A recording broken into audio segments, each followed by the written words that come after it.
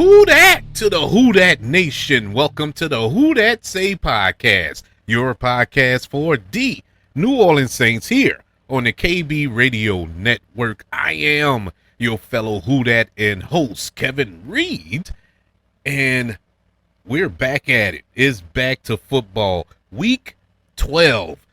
Saints are coming off of their bye, much needed bye. They needed a break as well as the Who Dat Nation. We needed a breather for a week, and it felt good to wake up on a Sunday morning scared to death if my blood pressure is going to be high later that day. I'm going to walk around mad for the rest of the day, or whatever the case may be. It was good to have a reprieve for a week. And so now we're recharged. Now we are back in business, and boy, what better game to get back into it but against our hated rivals, the Atlanta Falcons. This Week 12 matchup will pit the New Orleans Saints, who currently are 2-8 on the season, going up against the Atlanta Falcons, who are currently just one game better at 3-7. Clash of the Titans this Sunday. This is not.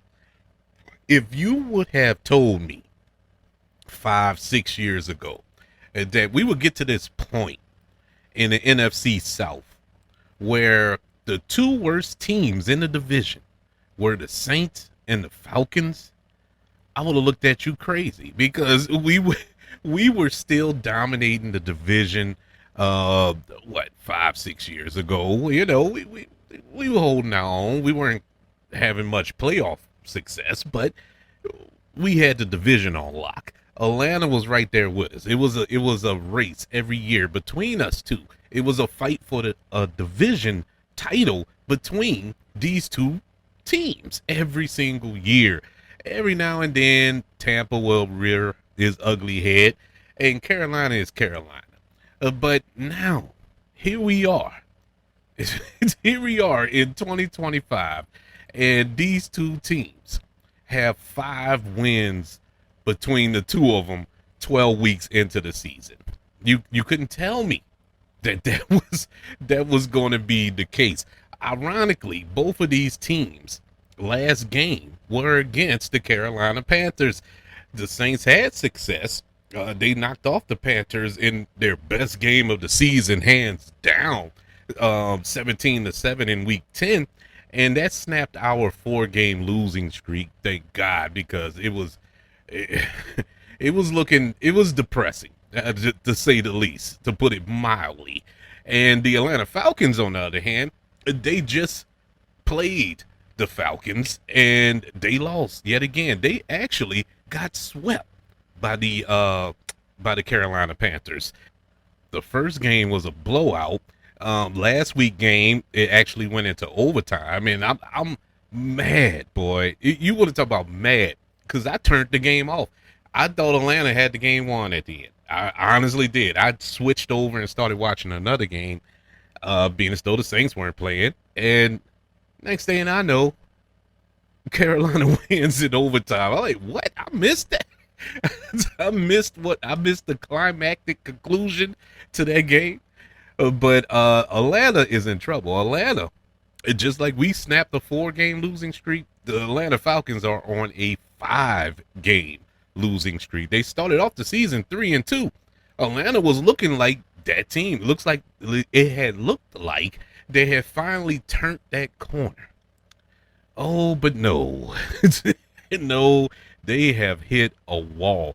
Atlanta, I don't get it, man. I don't get it. As much as they're our hated rivals, can't stand the ground they walk on and whatnot, but I got to give respect where respect is due. Atlanta, when it comes to talent, and we're just going to stick to the NFC South here. When it comes to talent, Atlanta is the most talented team by far between the 3 other teams in this division.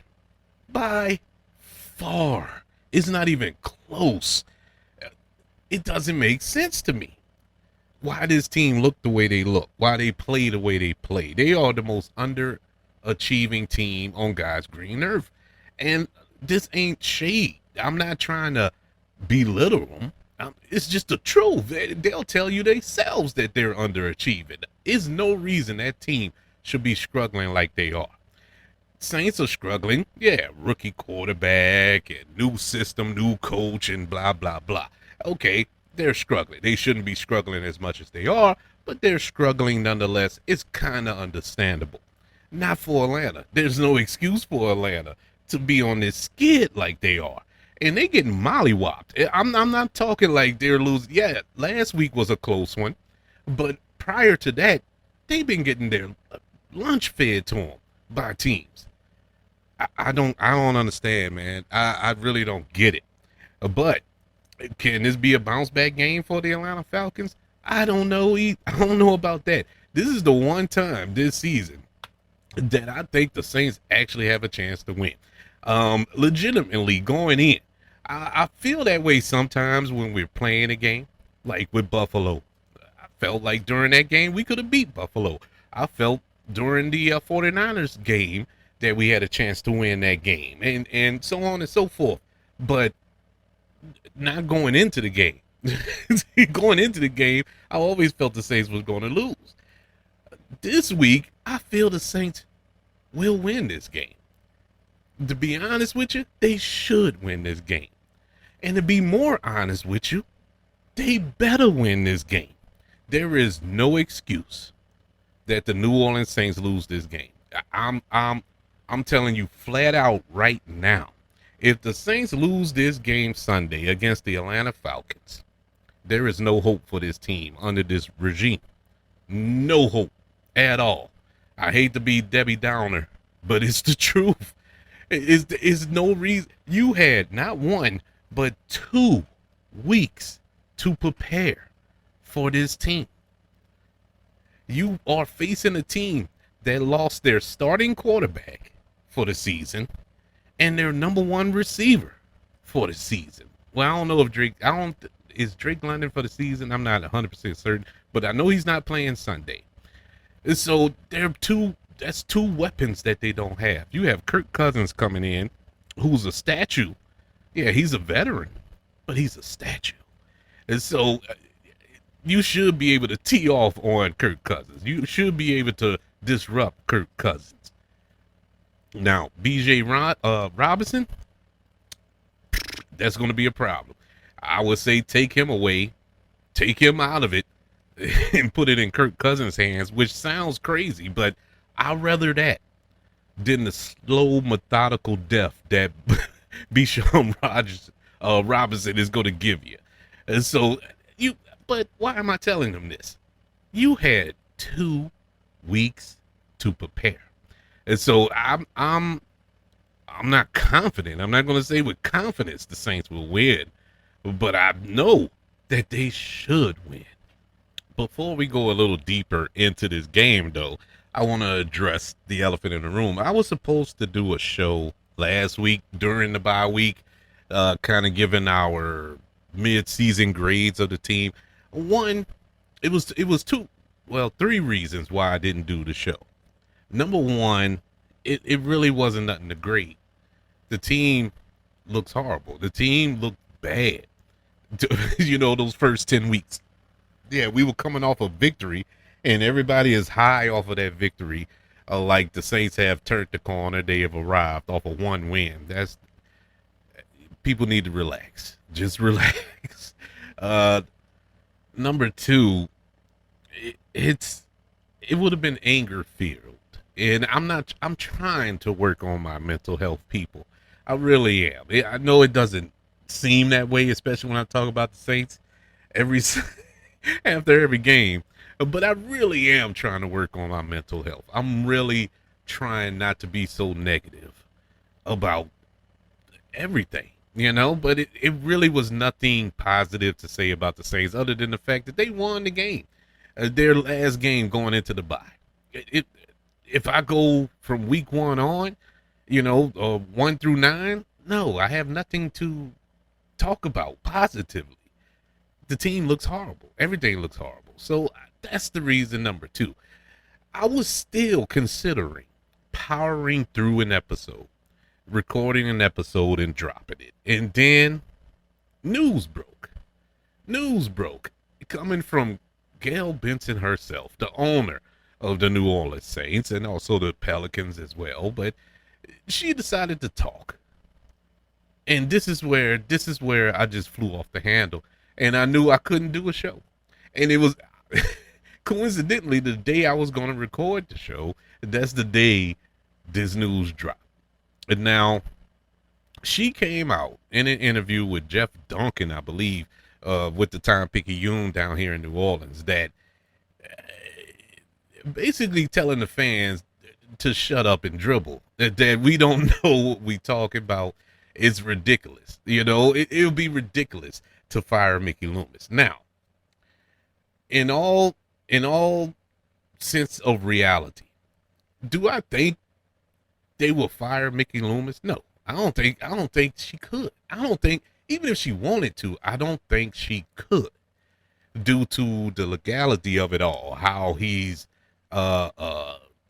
referred to in the will, like he's part owner in a sense. You know, he has a percentage of the team or whatever. Allegedly, I haven't seen the wills, but allegedly, he's part of the hierarchy, not just the general manager.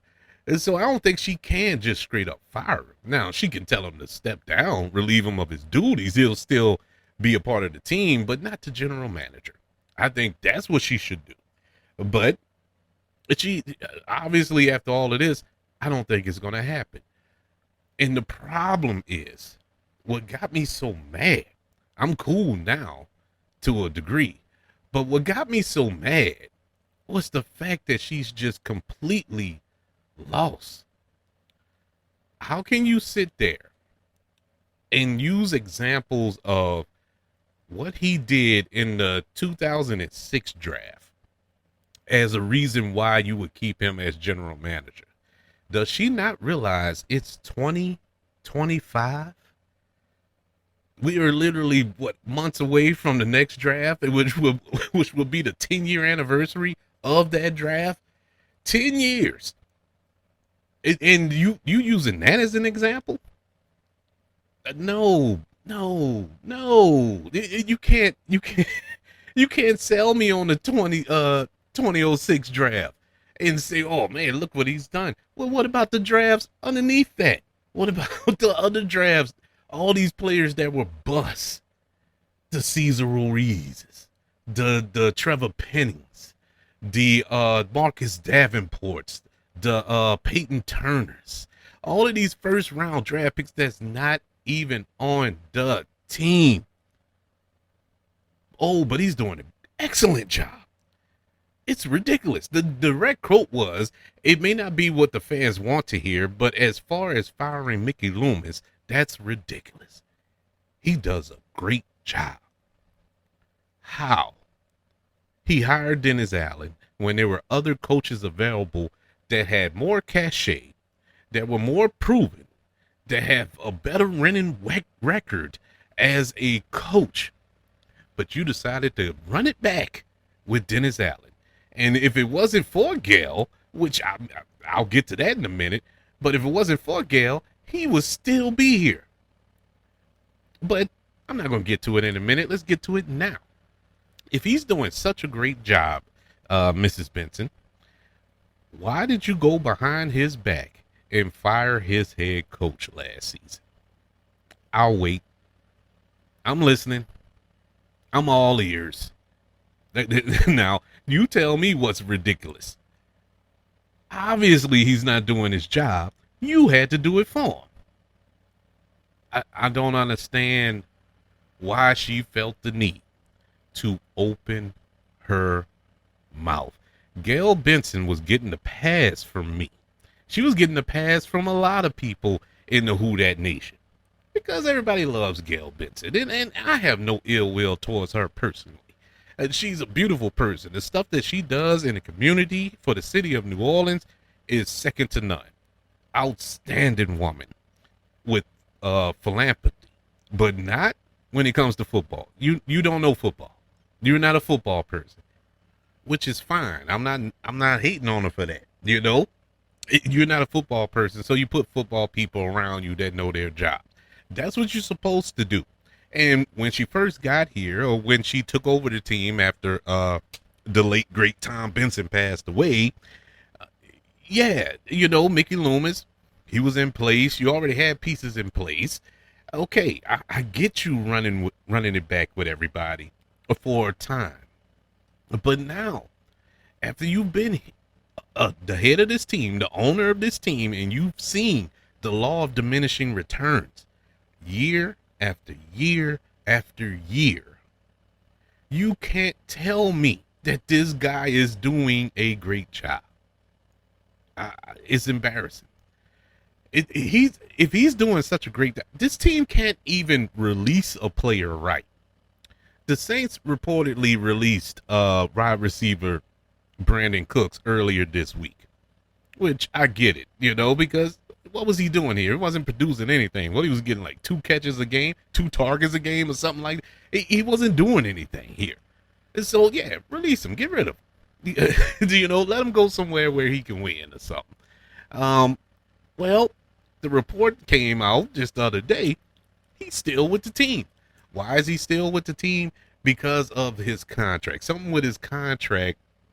They haven't released the details, at least not of as the time of this recording, but he can't just up and be released like that. It's got to have some type of compensation or something like that. Like I said, it's real vague, but in short order, he's still with the team, even though he is released. That's what I'm talking about. Where that makes sense at? Where have you heard that at? Who does that, man? Only the Saints. Only the Saints. You can't even get rid of players. You can't even kick them out the house. They still got the key. You didn't take the key. But that's the Saints. That's the Saints. That's Mickey Loomis. And as long as Mickey Loomis, and Gail Benson needs to realize something. As long as Mickey Loomis is the general manager of her New Orleans Saints football team, they would never win anything. It's not going to happen. It's not going to happen. This guy is as clueless as Gail is. But at least Gail has a built-in excuse. Mickey has been doing this job for well over 20 years. And he still hasn't figured it out. His arrogance is going to destroy this team. I'm sorry, gonna. I'm talking future tense. Has destroyed this team. That's why Sean Payton's not here. That's why certain coaches didn't want to even interview for this job this past off season. All because of him. Bad trades, bad contracts, bad drafts, bad everything. You do that on your job. You go work on your job, wherever it may be, and you fail at every single assignment, day after day, week after week, month after month. How long you think you're going to be employed on your job? I'm more than certain they will either suspend you, or fire you. That's it. There's no other option. Or get your mind right. You better shape up or ship out. There's no, you're not going to get the I did a great job. For instance, if you're working at, I'll say Walmart. If you work at Walmart and you stack the shelves, right? Stock the shelves. And you put the lotion where the shampoo should be, or you put the meat, the frozen meat, on a display aisle where it's not refrigerated and stuff like that. You keep doing this every single day you at work. How long you think you're going to work at Walmart before they kick you out the door? That's exactly what Mickey Loomis is doing. And so I don't understand it. I don't get it. And quite honestly, how I felt after I saw that interview, or read it, I should say, read that interview, I just felt there was no hope. I felt all hope was lost when she said that. And yeah, it was hurtful. So yeah, that's the reason. That's the reason I did not do a show last week. in reference to the mid-season grades or whatever. But I can tell you what my grades would have been: F across the board. So there you have it. This team is not good. This is not a good football team at all, in no aspect. I'm not. You sold a lot of people, and when I say you, I'm talking to the Saints. They sold a lot of people on that one game against Carolina, and like we've arrived. You didn't sell me. I've been watching this team for 46 years. I've been watching football for 46 years. I don't know everything. You'll never hear me say I know more football than you, and I'm more knowledgeable in this and that and this and that. Now, no, I'm not even gonna lie to y'all like that. But I've been around the cup enough times to know where the handle is, and I know that this team is not a good team with no signs of it getting better. I know we was gonna struggle this season. I knew that this team was gonna have some ups and downs. You went into this season with not one but two rookie quarterbacks. Yeah, because Spencer Rattler basically was a rookie. And so you had two rookie quarterbacks, no veteran quarterbacks. You were piecing together an offensive line. You got a new head coach who is out to prove himself one way or the other and failing, mind you. You have a defense that is old as Methuselah, and they're trying to do the best they can. Had a good outing 2 weeks ago against Carolina. But I'll touch in on that in a second, my theories on that. And it's just a team that just looks bad. They just look bad. And you kind of don't want them to win. You don't want them to win no more games because you want a high pick in this draft. But then again, you sit back and think, going all the way back to our Mickey Loomis discussion, do you really want Mickey Loomis with a high draft pick? Do you think he's going to do the right thing? Show me where he has in the past. The only thing that's working out recently so far, knock on wood, is Calvin Banks Jr. Calvin Banks Jr. looks amazing this season. He's the most consistent thing on that offensive line this season. And so that's working out, but that was pretty much a slam dunk pick anyway, because he was the highest ranking offensive lineman in the draft. You know, you see him in Texas. The dude was a beast in college. So that was a no-brainer pick. But what else? What else? We don't need a quarterback. Well, let me take that. Let me rephrase that. I'm not going to say we don't need one, but it doesn't make sense to get a quarterback. One, this draft class is weak. And two, that's 2 years in a row you're basically getting a quarterback in the first round, because Tyler Shuck was a early, and I mean early second round pick. You might as well say was a first round. And so I don't know, man. I'm just tired of seeing this team like this. I guess I'm spoiled, just like everybody else in the Who Dat Nation. We're spoiled. We saw greatness for what, 15 years with Sean Payton and Drew Brees. And now, is it fair to compare the regimes? No, it's not fair. I wouldn't put that on Kellen Moore. I wasn't expecting him to come in and be Sean Payton, but I was expecting him to do something. To do something. I'm looking around the league and I'm looking at rookie head coaches like a Ben Johnson, got their team playing. Look at Chicago. Chicago looked like the best team in the North.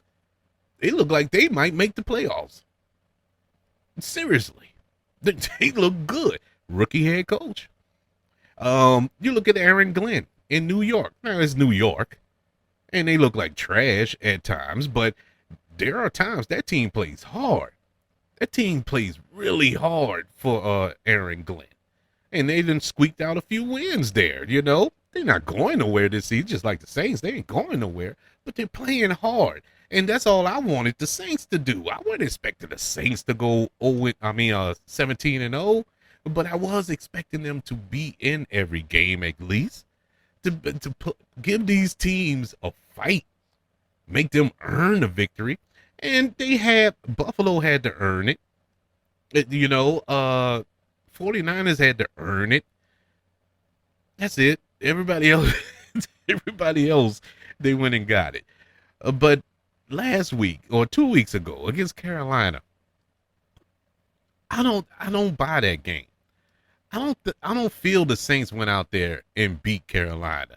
Even though, like I said, the Saints played their best game of the season. But first and foremost, their best game only equated to 17 points. Let's put that out there. And secondly, you look at that Carolina team and how they played this season, how they played last week. That wasn't the same Carolina team. That wasn't. Carolina looked past the Saints. Let's just put it out there. Yeah, I'm saying it. Carolina looked past the New Orleans Saints. There's no excuse why that team could not move the ball against the Saints defense. One drive, and that was aided by penalties. That's how they scored. Other than that, it was lockdown. It was a blowout. It was a shutdown. No. Are the Saints defense better than what they've shown the majority of this season? Yeah, I believe so. They've pulled the bed a lot, but you're not going unless I see it back to back in upcoming weeks. I'm not gonna believe that defense has arrived, or the system that Brandon Staley implemented finally clicked in week 10. But we shall see this Sunday. We'll see. Can we string together back-to-back wins, something we haven't done in a very long time, and not just this season, but we got to go into last season. I think the first 2 games of the season of last year when we started off 2-0. That was the last time we won 2 games in a row. And so can we do it again against the Atlanta Falcons this Sunday at 3:25? They flexed it, I think, and pushed it down to the evening like it's a marquee game for some strange reason. It's marquee for the Who Dat Nation and Falcon fan base because of the rivalry. The records don't mean nothing. The records go completely out of the Caesars Superdome. This is a fight for pride. This is not about a division, not about playoffs, not about a Super Bowl. This is about Atlanta versus New Orleans, straight up. So, going around the division, Carolina, this week they will travel to San Francisco to take on the 49ers. The 49ers are 7-2, and I think that's Monday night. I think that's a Monday night game that they play. It ought to be a good game, because Carolina could come out. They could squeak that out. I think the injuries has mounted up just a little too much for the 49ers. They're 7-2, but they I don't know, it's a lot. They have a lot of injuries, and they're struggling. That's a struggle 7-2 for that team, but we'll see how that game turns out. The Tampa Bay Buccaneers, they also have a bit of a struggle. They got to travel out west as well as they take on the 49ers, but the Rams, who are also 7-2. That's a Sunday night game. Both of them have primetime games. I guess that's why they shifted us to 3 o'clock. We felt left out in the division. Everybody got evening games or night games. And so, let's give them that. We ain't giving them primetime because they stink, but we'll give them a late window to make them feel better. Drew Brees is going to be on commentary for the broadcast of the game, so that ought to be interesting. I can't wait. I'm gonna watch it just to listen to him, to see how he critiques this team in real time, up close and personal. But let's hop into our stats, our team leaders on the team. So passing yardage for the Saints, Spencer Rattler still leads the team, of course, played more games.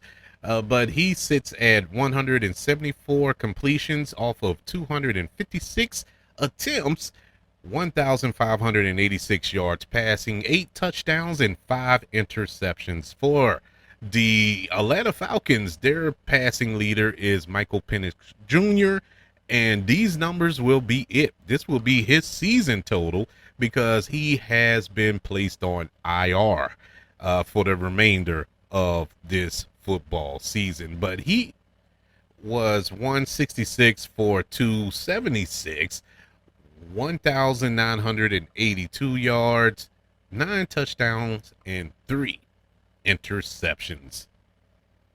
Rushing leaders for both teams: Alvin Kamara for the Saints, 128 carries, 460 yards, and 1 touchdown.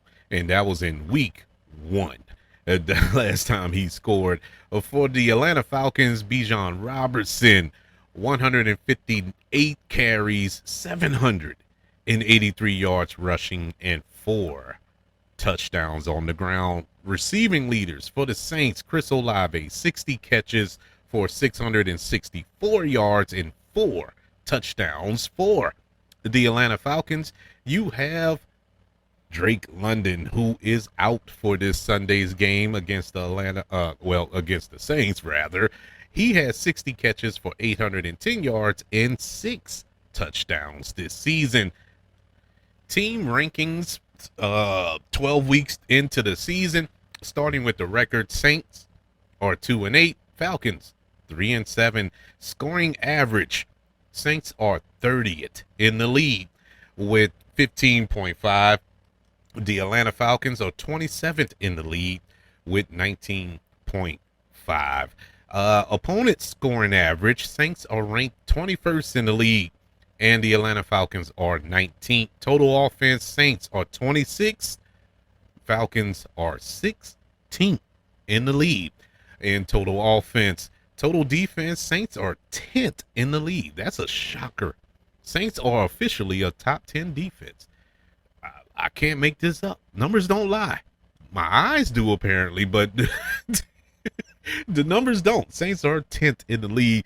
Atlanta is 13th in the league in total defense. Going into our injury report for Sunday's game versus the Atlanta Falcons, beginning with the Saints have one player who has been ruled out, and this is on the injury report now. This is one player, and that is Brandon Cooks. Brandon Cooks have been ruled out for Sunday's game for quote-unquote personal reasons. He's been released, but they can't. This is mind-boggling to me, but he is the only one that has officially been ruled out of Sunday's game. We have a few questionables, well, 3 of them. Taliense Fuaga with an ankle injury. He was limited in practice. He is questionable.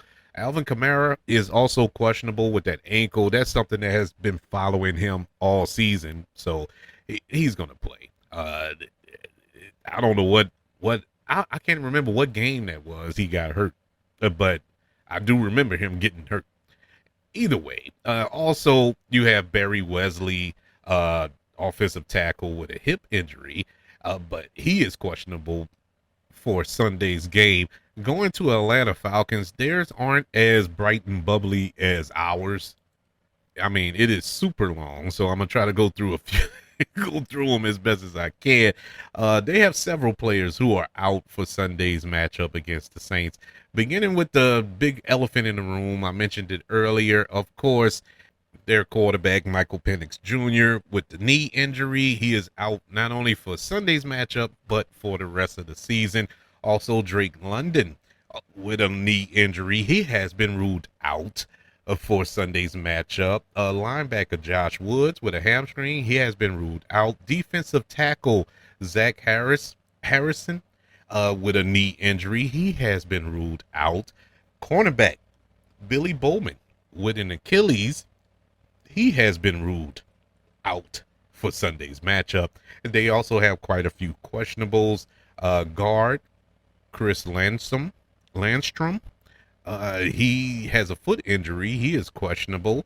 Guard Matthew Bergeron, he has an ankle injury as well. He is questionable. Divine Diablo with a forearm injury. He is questionable. Leonard Floyd, linebacker, hamstring, questionable.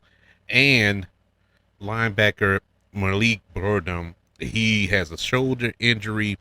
He is questionable for Sunday's matchup versus the Saints.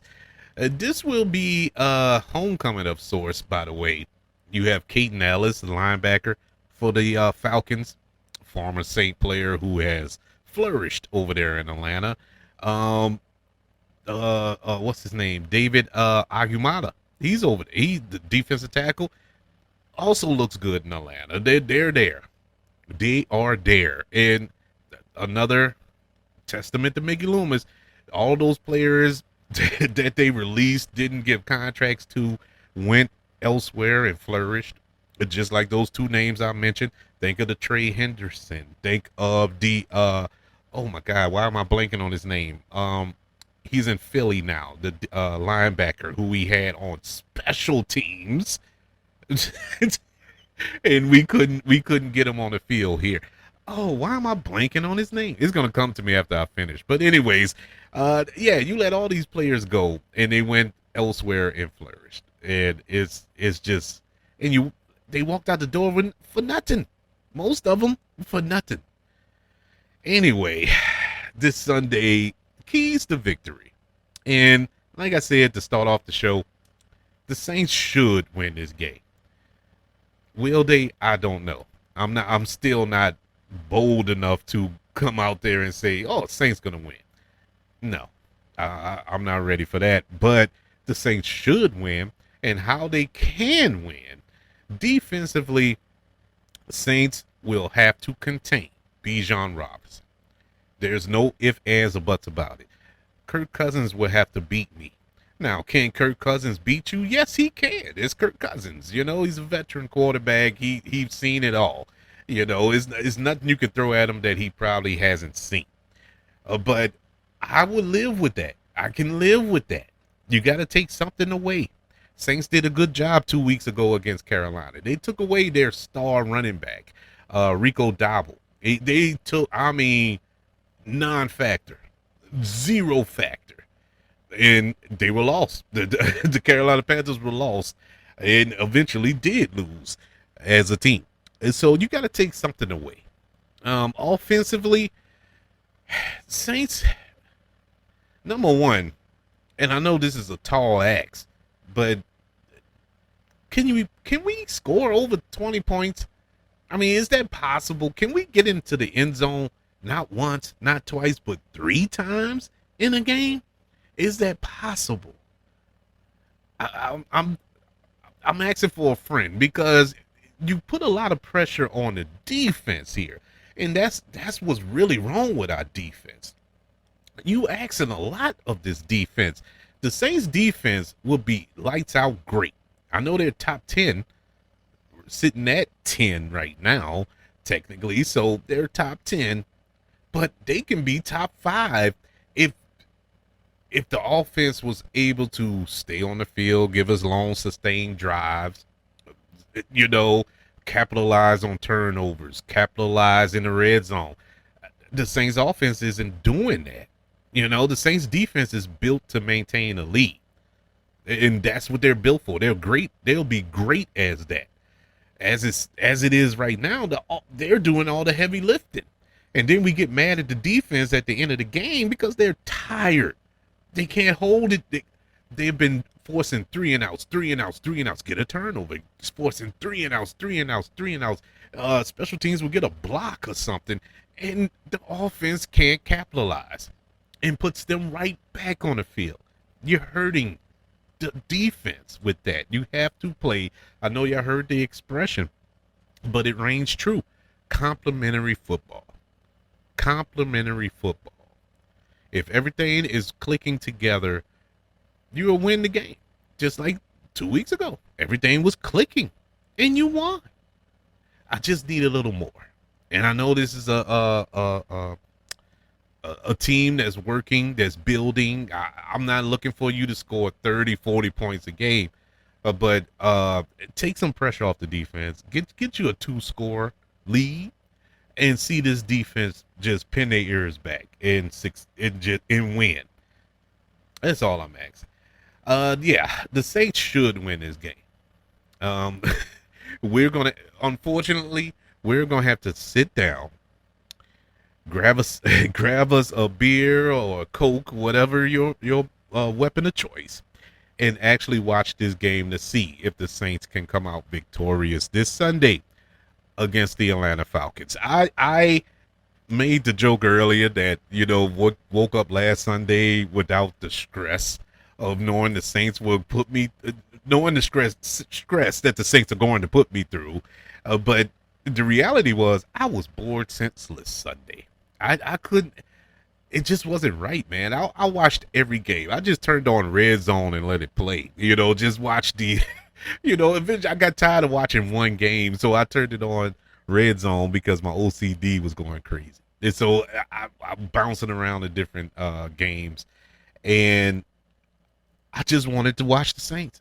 Knowing how much they're struggling, how bad they're looking, I still wanted my Saints. And it's going to feel good to watch my team play this Sunday. I'm looking forward to it regardless of the outcome that it waits us ahead. But we shall see.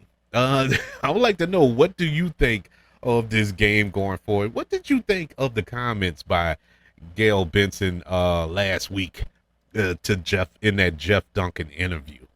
Do you agree with her? Are we tripping? Are we looking at it wrong?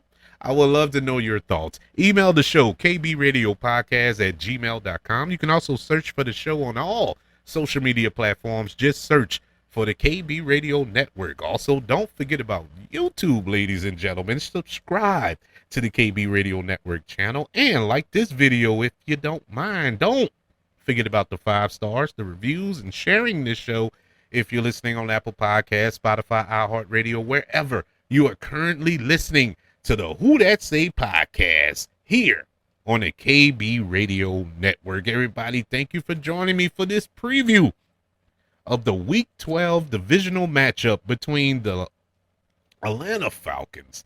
Hey, I got choked up talking about it. Even saying their name make me want to gag.